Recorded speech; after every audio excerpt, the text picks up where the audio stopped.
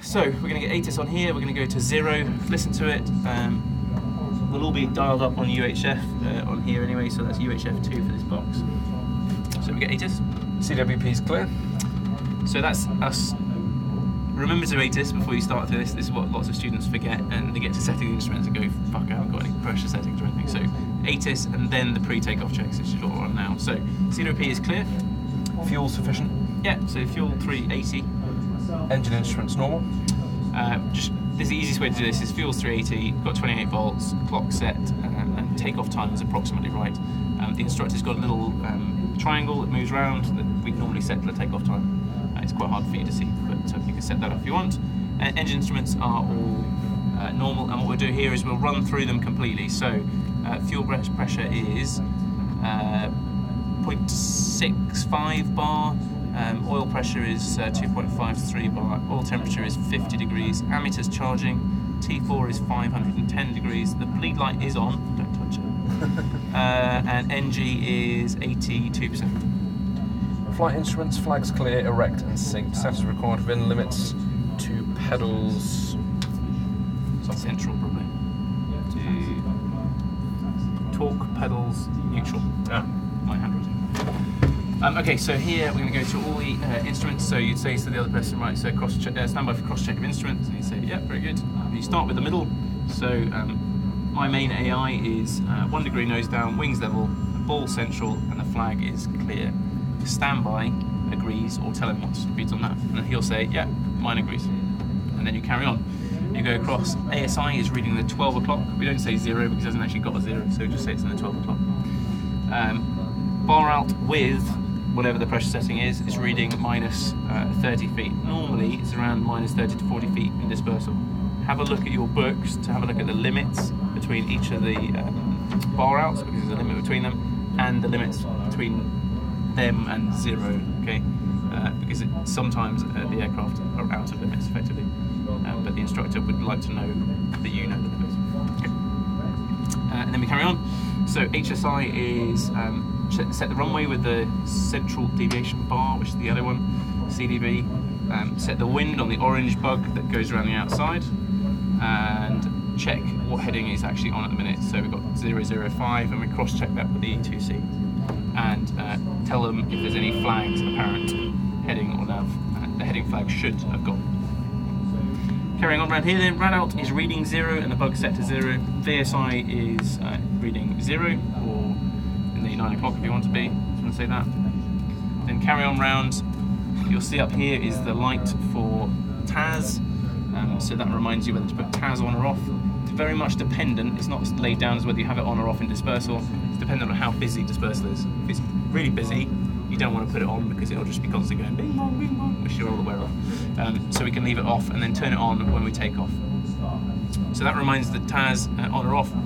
Check TAS to make sure all the settings are correct on here, and you'll learn those once you go out to the aircraft. And also check torque over here as well. So with the pedals central, read out how much torque you've got applied.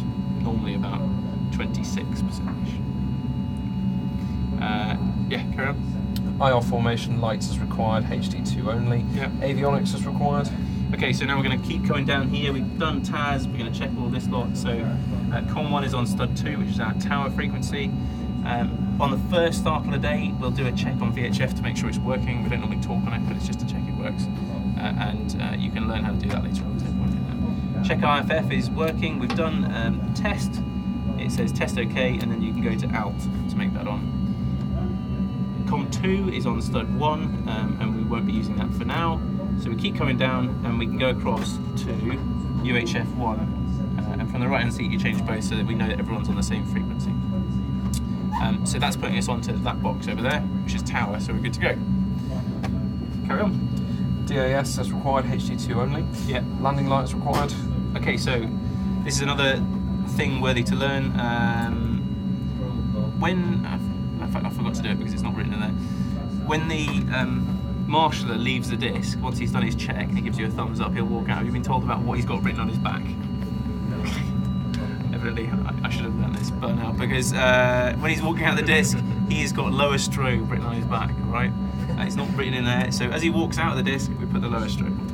That's a bit of a rewind, apologies. So coming forwards then, we're going to go through lights. Now, there are various ways of learning the lights. Light, flight, shite is one way of doing it. I suggest you don't say that in the aircraft though, and you'll see why in a second when you run through it. So landing lights go to white. So we can put them to white. Before you do that, have a look around to make sure no other aircraft are about to start up or taxi out, because they might go, whoa, fuck, they're about to take off. Okay, because that's their only cue that you're about to take off. So lights go to white, and then the landing light goes on as well. So that's light. Next.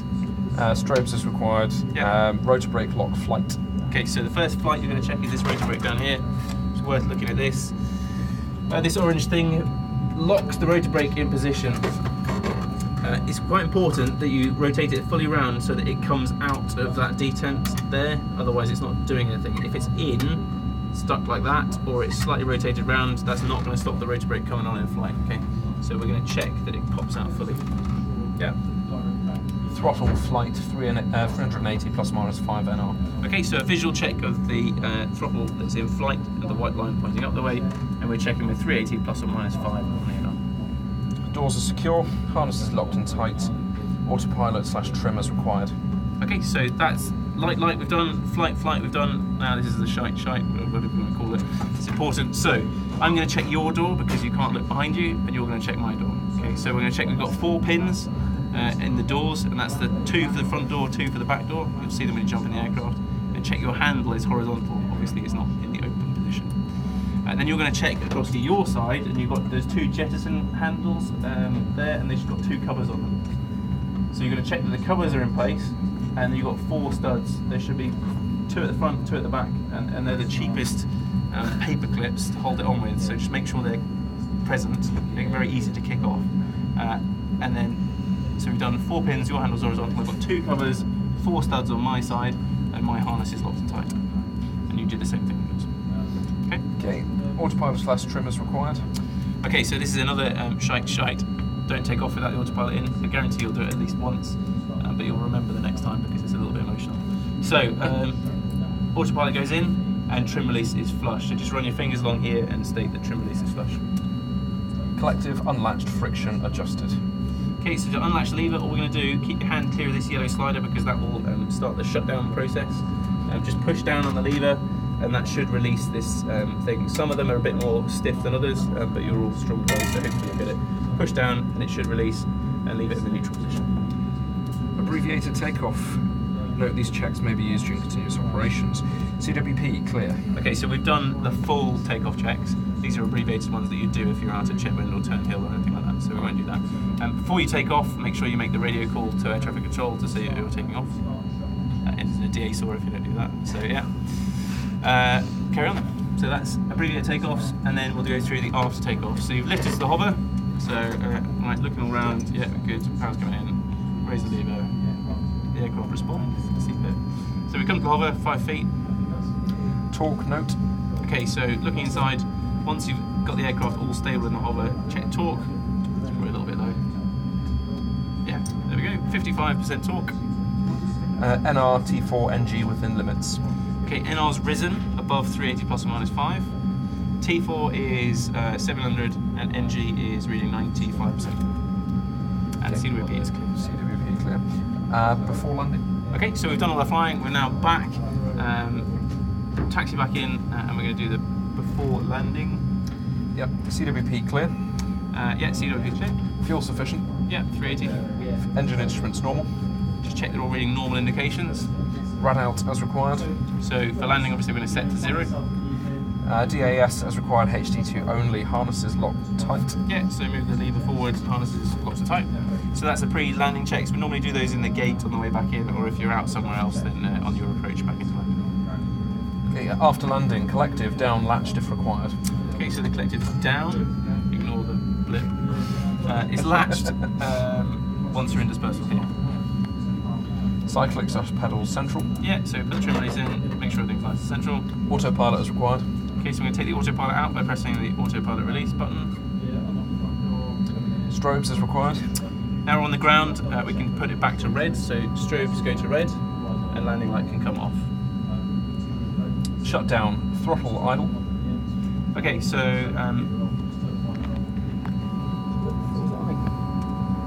Yeah, okay, so we're going to come down to idle on the throttle. Again, check all round to make sure that someone's not about to taxi past you. It goes down to idle, turn that horn off. Avionics off as required. Okay, so the avionics, there's a whole shutdown procedure for TAS that involves 4 things. It'll take you ages to learn it, so I'm not going to try and do it without actually showing you. Then we can go down here. Before we turn off this, we're talking on box 1 at the minute, so we're going to change it across to box 2 so that we're actually able to talk to someone if anything goes wrong. And now we can turn these off. IFF can go off. COM2 can stay on stud 1 at the minute, and everything else is good. Okay, electrical services off except for external power, battery, fuel pump, gen, POS LT, strobes. Okay, so the easiest way of remembering this is a shepherd's hook, or something like description, hockey stick, or whatever you want to call it. So we're going to go from the bottom up, so inverter, co-pilot, pitot, rad out, pilot, stop there, that's everything that it says on there. And then before you shut down, the last thing you're going to do is turn that lower strobe off, okay? That signals to everyone else that you're about to shut the aircraft down. Okay, 30 seconds after selecting idle, starter slide, operate momentarily, check engine does not flame out. Okay, so when you came down to idle, I guarantee it's going to take you more than 30 seconds as you learn, but as you get quicker, what you could have done is started the clock, but at this stage it'll take you 30 seconds. So we're going to give a brief now. I'm going to shut the aircraft down, I'm going to select the start slider, and I'm going to cancel master caution, and then thumb down, throttle down. We always brief what we're going to do, thumb down, throttle down, for motorbiking people. All right. Okay, so when you select this, you're going to select that, you'll get a master caution that comes on. You've got plenty of time, you've got about 20 seconds or something, so don't rush it. Select that, that'll start the whole process, cancel the master caution, and then close the throttle down to there. Carry on. Throttle fully closed, monitor T4. Yep. Gen off. Okay, so fuel pump and generator can go off at the same time there. Rotor brake, lock ground. Pause there. Whilst all these captions come on, they'll come on individually, and you need to acknowledge them and cancel them, because obviously we're learning about any emergencies that might happen. We don't just cancel things straight away, although it is quite tempting with all these emergency stuff that comes on. We want to draw your attention to why the hell it came on in the first place, because it might have been an fire caption with the aircraft shutting down. So as soon as the caption comes on, acknowledge it. So the first one will be engine P, cancelling, engine VP, cancelling, and the last one will be hydraulics, cancelling. Right. And then where do we go to, sorry? Rotor brake, lock ground, rotor brake on below 120 NR. Okay, so rotor brake can go to ground now, that's 170, and then 120 on the NR, we can put the rotor brake to ground, which is latching it up in that position at the top. That'll obviously slow the rotors down, not particularly fast, so you've got plenty of time. And then we try to aim to get one blade in at 12 o'clock. It's an acquired skill. So as it starts to slow down considerably, take the rotor brake off, and then just use it a few centimetres at a time to slow everything down and try and get one at 12 o'clock. The reason we get it at 12 o'clock is that there's 2 at the back like that, so the next person can start it without torching the blade. Right. Strobes off. Yeah, so we've still got red strobes on now. We can turn them off when the aircraft comes to, when the blades come to a stop. Right, go back. Just before you shut down, remember I said don't turn that lower strobe off. Just before you press that slider, turn that off. That lets everyone else know you're shutting down. And then the last strobe that will be on will be the upper strobe, so you can turn that off once the blades have stopped. Collective unlatched. Yeah, so the collector's unlatched, leave it in the mid position. Hydraulic isolate switch off, 3 seconds, then on. Okay, so we're going to select that, pause 2, 3, the aircraft will go clunk, and then put it back in again. T4 check, crank if above 300 degrees centigrade. Self-explanatory, check the T4. If it's rising or it's close to 300, as you get into summer, it could well be. What we're going to do is crank. So you have the option, you can put the rotor brake on, and that'll keep the blades where it is, or if you put them in the wrong place, there's a sneaky way of moving the blades. So if you leave it off and press the crank button, what you'll do is cause the NG to rise as you're forcing the engine to turn around using that starter motor. If you hold it long enough, the blades will very slowly start to spin around as well. And then you can go. Remaining avionics off.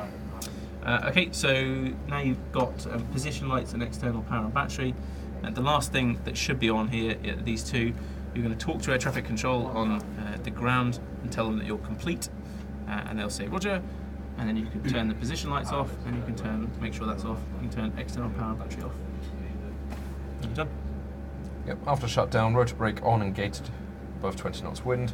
External inspection, check fluid levels, leaks and signs of airframe damage. Okay. So normally the rotor brake can stay off. If it's a windy day, you'll get shown how to put the tip socks on and leave the rotor brake on. Any questions?